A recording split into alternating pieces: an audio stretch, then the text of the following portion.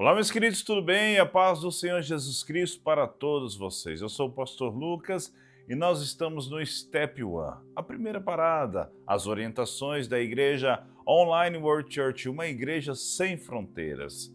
Todas as sextas-feiras, às 21 horas, nós temos um encontro marcado através do Step One. O Step One apresenta as doutrinas da igreja, aquilo que nós acreditamos, o que convém para a nossa igreja, para o nosso ministério, de que forma aplicamos determinados assuntos ao bom entendimento de todos vocês. Todas as pessoas que se identificaram com as mensagens de terças-feiras e de sábados, através do pastor Cris Duran ministrando através do YouTube, essas pessoas fizeram seus cadastros e são convidadas a participar do Step One. No Step One, nós falamos de vários assuntos a fim de preparar essas pessoas ao entendimento da igreja, para que elas possam entender um pouco mais como funciona a igreja online.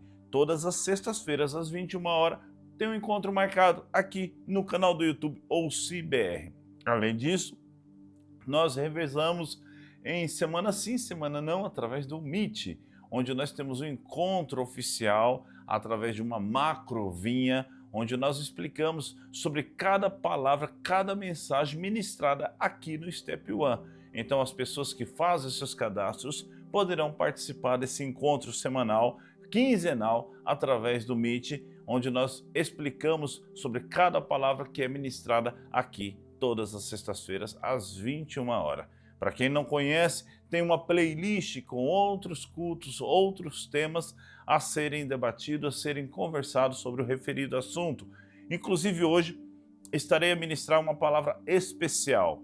Eu tenho certeza que pode mudar o conceito, a vida de muitas pessoas, pois é uma palavra muito contemporânea. Nós vamos falar sobre a hipergraça. Uma vez salvo, salvo para sempre? Eis a pergunta. Então não saia daí, fica até o final desse vídeo para que depois você possa deixar o seu comentário e participar na semana que vem sobre a vinha, sobre um grupo especial através do Meet, do aplicativo, onde nós vamos debater e falar a respeito desse assunto sobre a hipergraça. Então vamos orar, colocar esse momento diante de Deus, convidar o Espírito Santo para que ele possa ministrar na minha vida e para que assim eu possa ser bênção na sua vida, em nome de Jesus Cristo. Amém, meus amados?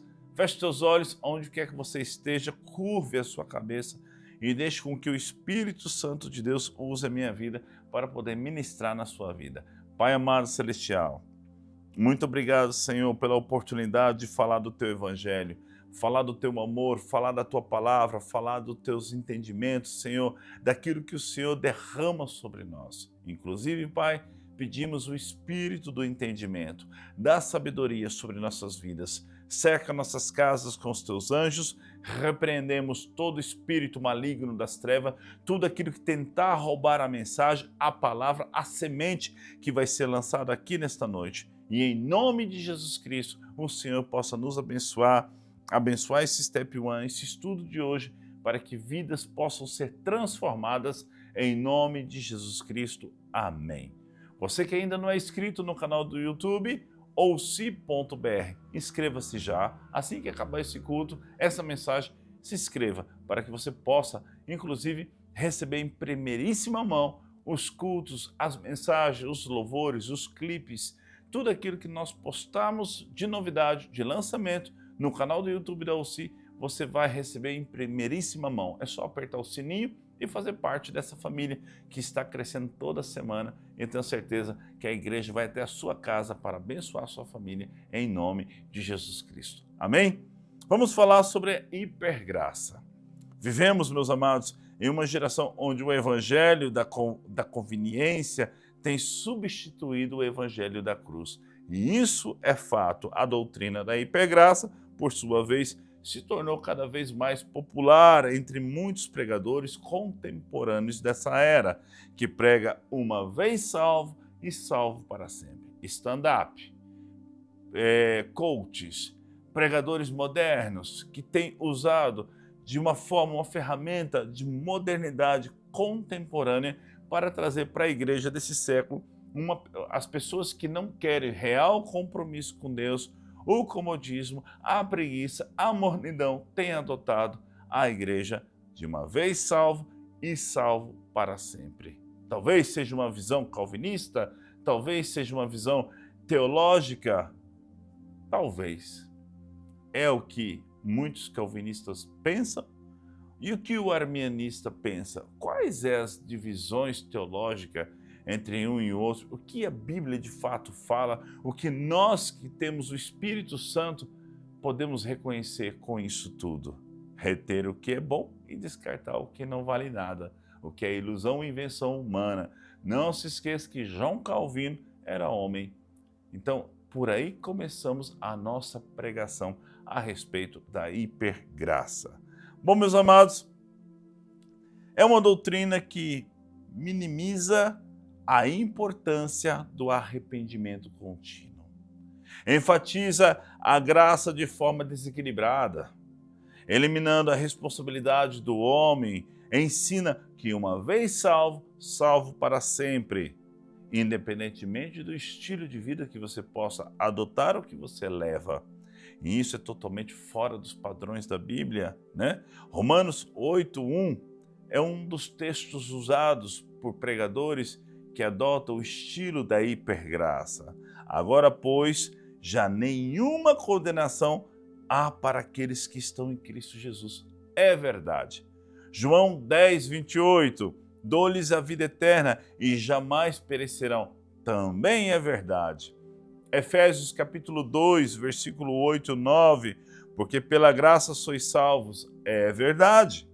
Hebreus capítulo 10, versículo 10, fomos santificados pela oferta do corpo de Jesus Cristo, feito uma vez por todas, também é verdade. Eu não tiro nada do que é bíblico e do que está escrito como veracidade, como verdade. Pelo contrário, estou apoiando e afirmando esses textos comuns usados pelos defensores da hipergraça. Mas eles ignoram o se permanecerdes, ok? Eu vou explicar sobre isso. Presente em toda a Escritura, a palavra permanecerdes está desde o início ao final da Bíblia. Então nós devemos entender um pouquinho sobre isso. Mas antes, vamos entender sobre a diferença entre um calvinista e um arminianista, né? O calvinista é a visão que defende a hipergraça, uma vez salvo e salvo para sempre, predestinação incondicional. Alguns foram escolhidos para a salvação, outros para a condenação. Esse é o primeiro ponto. Segundo ponto, perseverança dos santos. Se você está salvo, jamais poderá perder a sua salvação. Outro ponto, graça irresistível. Quem é eleito não pode resistir à graça. Outro ponto, somente Deus age na salvação. Bom, dentro da visão teológica arminianista, né? Qual que seria a visão adotada por esses?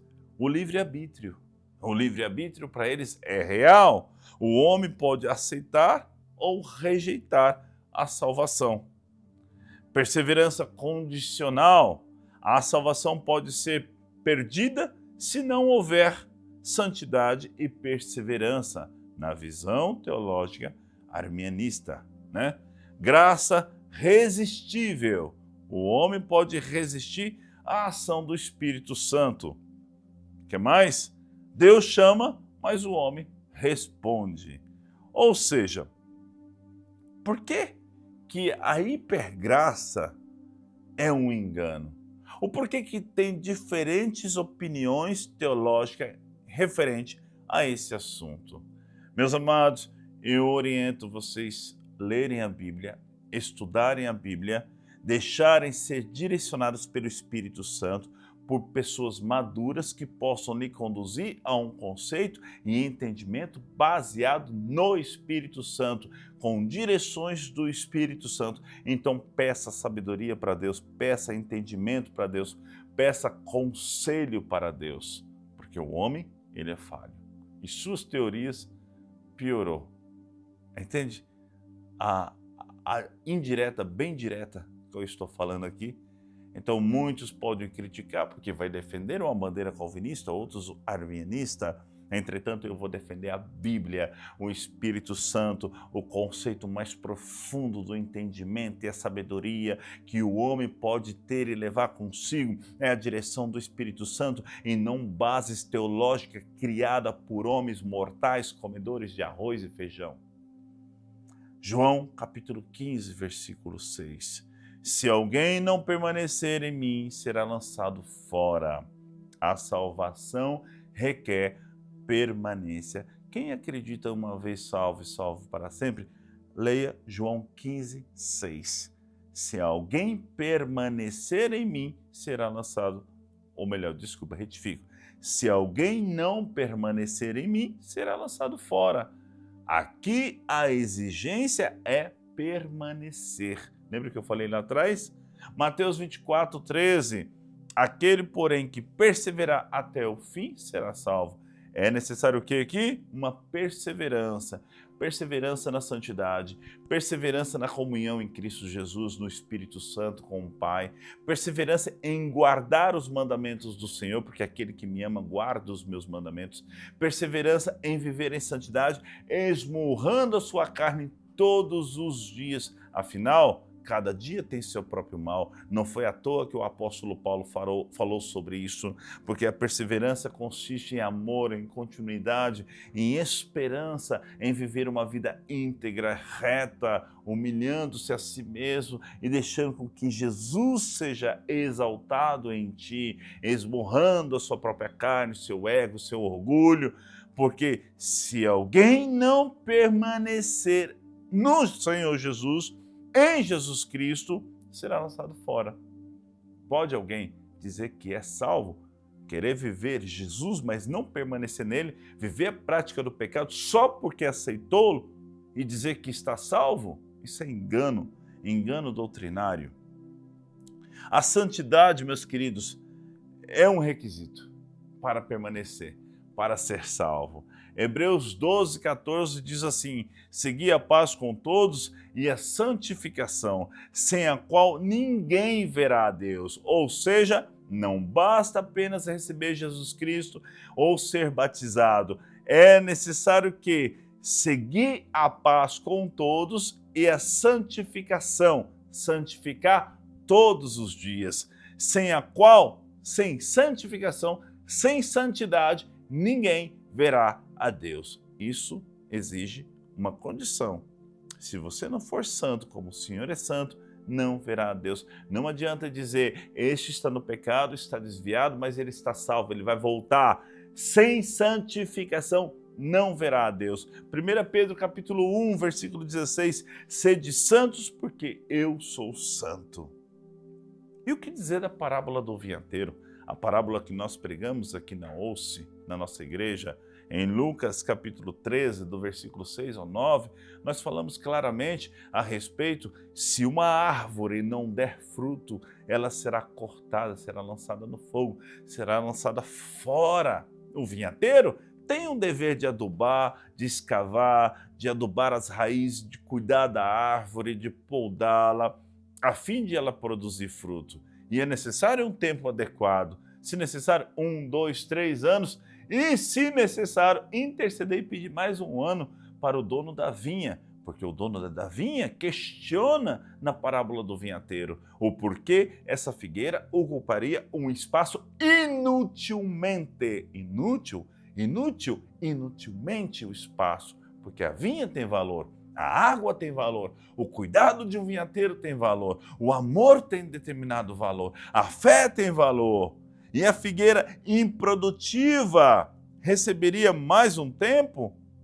Mas não se engane, para essa figueira improdutiva, que não produz fruto no tempo adequado, determinado pelo Senhor, o machado já está pronto, porque assim está escrito. Por acaso, estou lendo outro livro a não ser a Bíblia? Não estou defendendo a visão arminianista. Não, pelo contrário. Estou defendendo o que está escrito na Bíblia, que a teoria de uma vez salvo, salvo para sempre, não condiz pegar textos isolados, fazer uma doutrina e buscar dentro dessa doutrina conceitos para impor regras ao homem, onde o próprio homem tem a facilidade de viver no pecado. E sendo que a Bíblia fala, sem santidade ninguém verá a Deus. Então, Deus é paciente, mas há um limite. Se houver fruto, a árvore ficará na vinha. E será agradável aos olhos daquele que vê ou daquele que colhe os frutos, porque existe o dono de uma vinha, existe, e o dono exige que as plantas, as árvores, as figueiras que são plantadas na sua vinha, que recebe do adubo, o cuidado de um vinhateiro, que recebe da água, a terra produtiva, o dono exige que a figueira dê frutos. É natural? É normal? E se ela não produz frutos, corte-a, porque ocuparia um espaço inutilmente, está escrito. E se corta uma figueira, o que acontece com ela? Ela morre, né? Então, uma vez salvo, salvo para sempre. É de se pensar, teologicamente e espiritualmente. Apesar que eu defendo a revelação do Espírito e não de uma teologia humana contraditória que vive em pé de guerra constantemente entre a opinião de um e de outro, quem é certo e quem é errado. Em 1 Timóteo capítulo 4, versículo 1, nos últimos tempos, alguns apostarão da fé. Em Hebreus 6, versículo 4 ao 6, foram iluminados e caíram, é impossível renová-los para o arrependimento. Ou seja, é necessário entender a apostasia e que a queda é possível. É necessário buscar entendimento que existe apostasia e que a queda é possível. A prova é em 1 Timóteo, capítulo 4, versículo 1, Hebreus 6, versículo 4 ao 6. E Jesus advertiu os crentes, Apocalipse capítulo 3, versículo 5, de maneira nenhuma riscarei o seu nome do livro da vida. Ou seja, se você for fiel, se tiver condições de perseverar até o fim, isso está nas cartas às igrejas. Dentro desse entendimento, se é possível riscar, é porque o nome não pode ser apagado. Ou melhor, retifico. Se é possível riscar, é porque o nome pode ser apagado.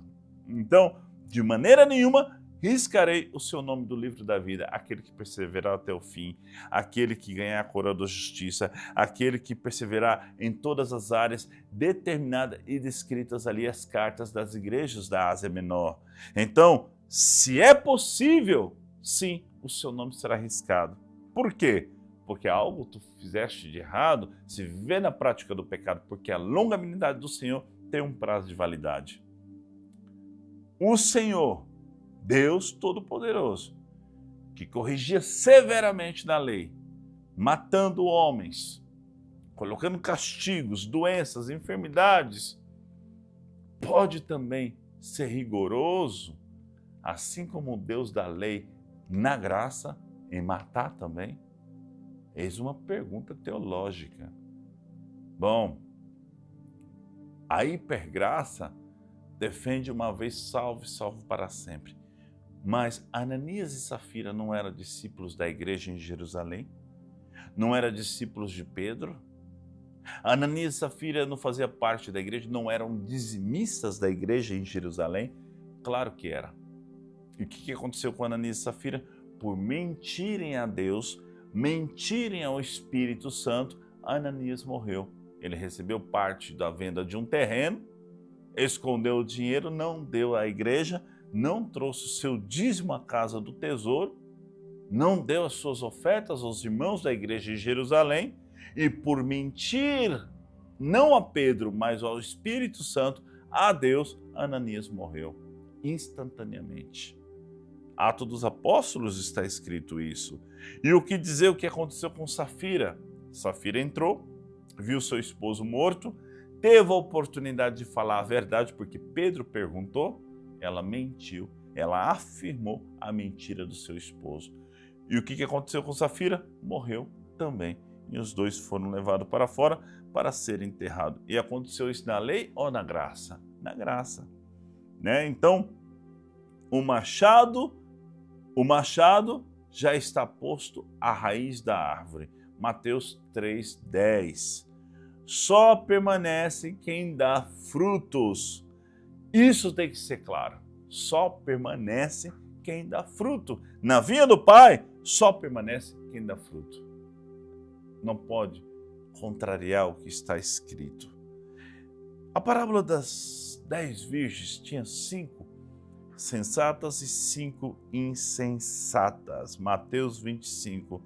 Todas eram virgens, todas eram crentes, todos eram da igreja. E ali o que aconteceu? A metade ficou do lado de fora. E ali?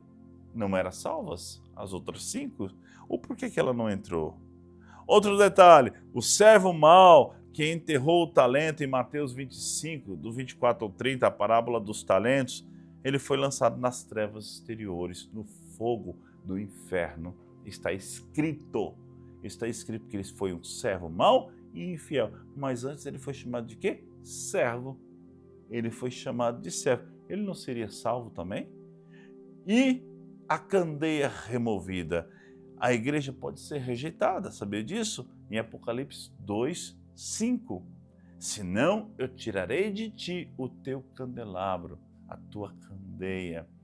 Não é a igreja do Senhor? Está escrito sobre a cartas às igrejas.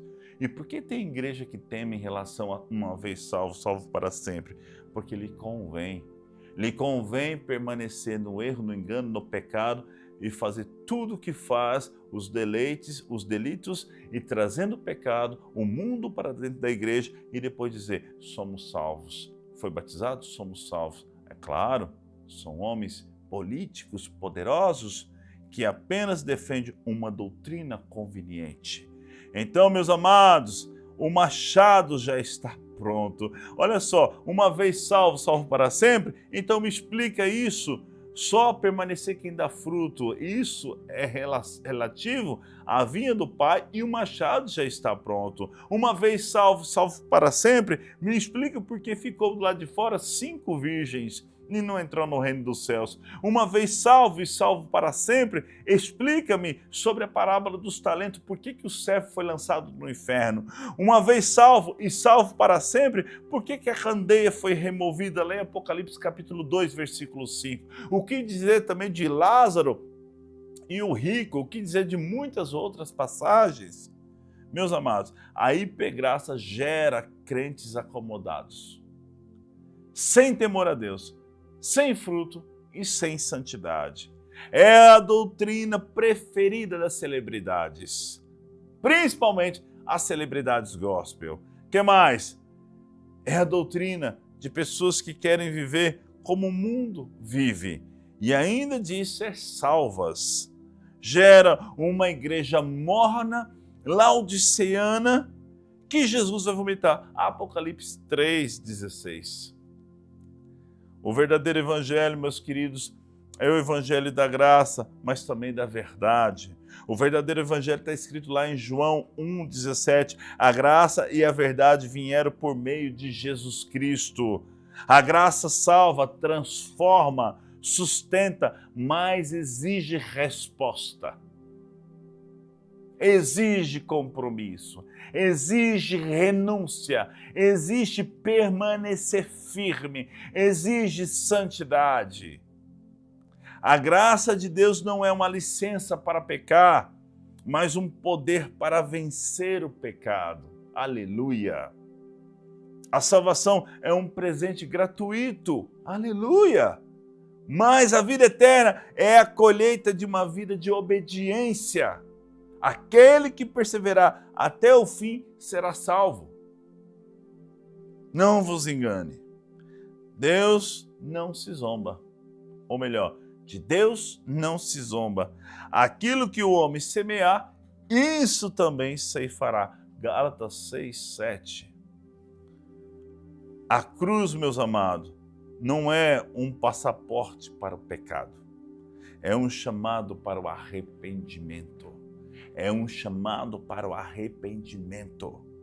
A doutrina da hipergraça ensina que uma vez salvo, salvo para sempre. O cristão nunca mais poderá se perder, mesmo que viva em pecado contínuo. Pregam que a salvação não pode ser anulada por meio de nenhuma conduta e o arrependimento é quase opcional. Na prática, isso tem gerado crentes que pecam deliberadamente e acham que basta voltar para a igreja, sentir um arrepio, sentir a presença ali do Espírito Santo através de um louvor, está tudo resolvido. É engano, mentira! É engano! Essa doutrina nega a santidade de Jesus Cristo como evidência da salvação e anula o temor ao Senhor. O que mais? O evangelho verdadeiro exige arrependimento e arrependimento contínuo, frutos dignos de transformação, fé e perseverança até o fim. A graça que não transforma é apenas ilusão. E isso, é claro, a cruz não é abrigo para rebeldes, mas ponto de renúncia. Ponto e condições para renúncia, para transformação, para mudança de atitude, mudança de caráter e perseverança, pois aquele que perseverar até o fim será salvo.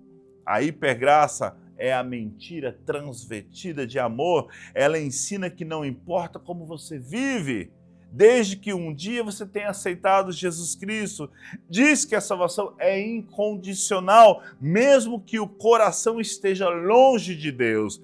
É o veneno que adormece a consciência e mata a santidade.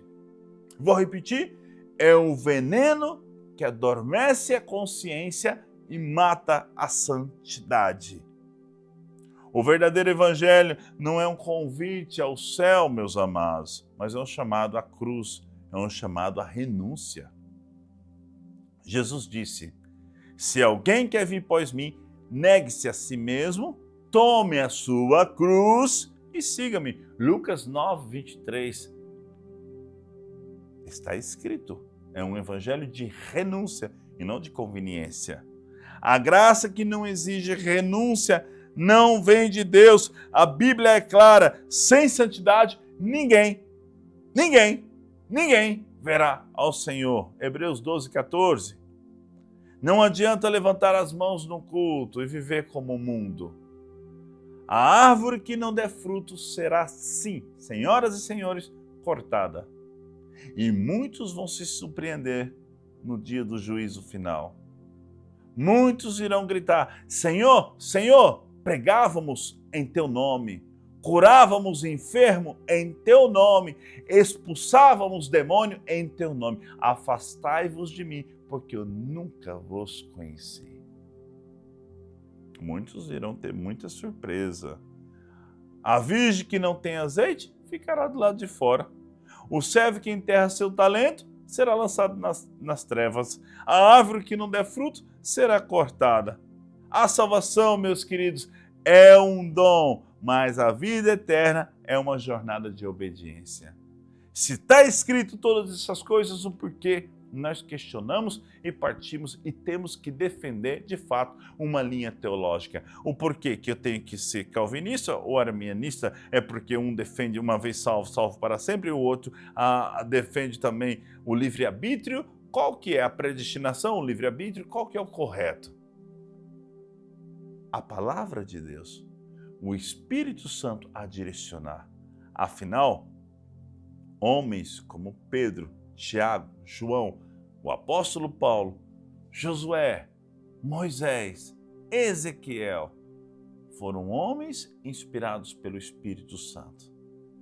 E a Bíblia, por si só, já basta. O porquê buscarmos doutrinas humanas, conceitos teológicos, cujo não provém com 100% garantia de uma verdade. Pois retém o que é bom e descarta o que não é bom, mas não viva jamais um evangelho de conveniência. aquilo que é o desejo do seu coração, porque o teu coração é enganoso. Procure líderes para poder te conduzir a revelações do Espírito Santo, a entender de fato a revelação do Espírito e não por uma teologia barata que tem levado multidões para o inferno. Aleluia. Glória a Deus. A salvação é um dom, mas a vida eterna é uma jornada de obediência. Deus é amor, mas também é fogo consumidor. Deus é amor, mas também é juiz. Não se engane, quem vive na prática do pecado, ainda que diga Senhor, Senhor, será rejeitado. Porque a graça não encobre pecado, ela destrói o pecado. Amém? A doutrina da hipergraça, ela é sedutora, confortável e conveniente, mas não é o Evangelho de Jesus Cristo. Ela promete segurança, mas entrega ilusão. Oferece liberdade, mas produz escravidão ao pecado. Ela retira a cruz do centro e silencia o arrependimento e transforma o temor do Senhor em algo ultrapassado. O verdadeiro evangelho em Cristo Jesus, a verdadeira graça, ela provém do Senhor. Ela transforma vida, ela exige arrependimento, a graça exige santidade, a graça confronta o pecado, a graça te conduz à cruz e não ao conformismo, te conduz à renúncia. A graça que não te leva ao arrependimento é só uma anestesia antes da morte eterna.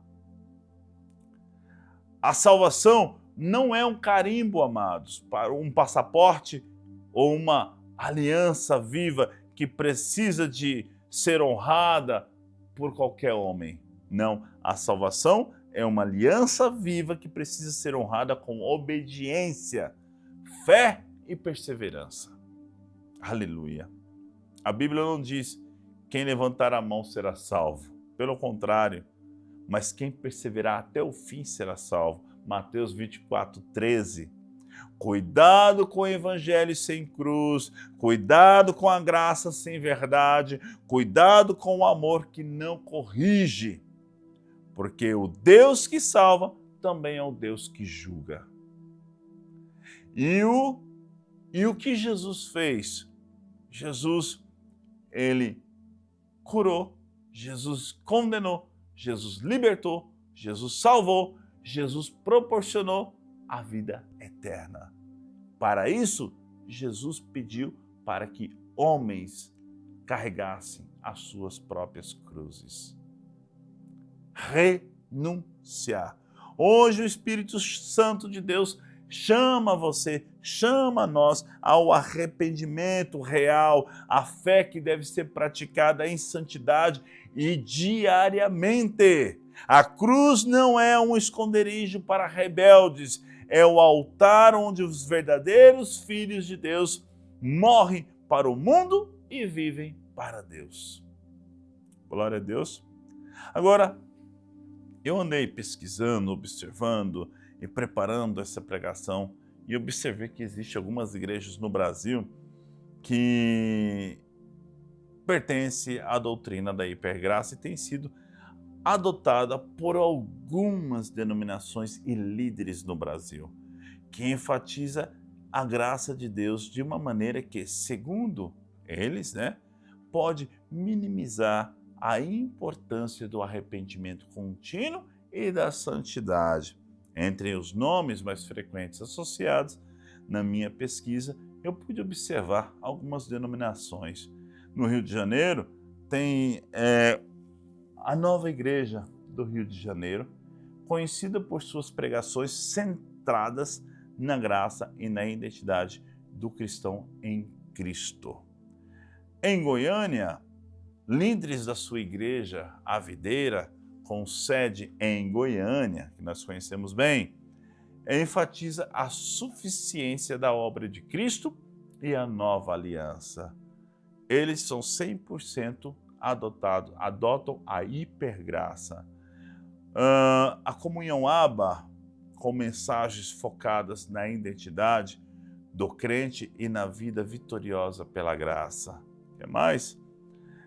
A Igreja Videira, como já falei, tem também ensinamentos em várias outras localidades sobre a graça e a nova aliança. Alguns compositores, autores de livros, né, que visam desmistificar ensinamentos religiosos e apresentar a simplicidade do Evangelho, né? Assim, Céu Fernandes, né? Missionários americanos têm influenciado as igrejas no Brasil com seus ensinamentos sobre a obra consumada de Cristo. Reinhard Hitler, né? Que tem feito isso com clareza e trazendo assunto da hipergraça. Karl Dietz, pastor da igreja no cinema, conhecido por suas pregações práticas e centrada na mensagem da graça. Bethel Music, nos Estados Unidos, onde o fundador é o Bill Johnson, onde em Redding, Califórnia, influencia fortemente a teologia carismática contemporânea e ao movimento Nova Reforma Apostólica. Esse também dá ênfase à grande identidade e o poder do crente, mas pouca ênfase em arrependimento, em santidade ou sofrimento do cristão, ou até mesmo o sofrimento de Cristo. Aponta que seus ensinos, né, flertam com a hipergraça, pois minimizam a disciplina, o temor do Senhor e a realidade do juízo. Ou seja, tudo pode, tudo convém, basta ter adoração. Lá a Bíblia não é o primeiro capítulo na vida de uma pessoa, ou seja, não é o primeiro atrativo na vida da pessoa, ela é secundária. Primeiro é o Espírito, depois é a Bíblia. Não idolatre a Bíblia, mas sim o Espírito. E sendo que a própria Bíblia fala, colocai à prova os Espíritos para que vós não sejam enganados. E ali eles dão ênfase a profecias, profetas, falsos profetas, uma salada, né? E tem traços claros a teologia da hipergraça. A Hillsong da Austrália, né? A Hillsong Global, fundadores como Brian e Bob em Houston, né? Muito centrado em mensagens de autoestima, auto-performance, identidade, amor de Deus e pouco confronto com o pecado e raras menções sobre o inferno, juízo ou santidade. Muitos ex-membros relatam ter vivido um evangelho leve, sem chamado ao arrependimento profundo. Brian Houston, em várias entrevistas e livros, prega amor incondicional de Deus, sem o equilíbrio com a exigência da transformação. Escândalos,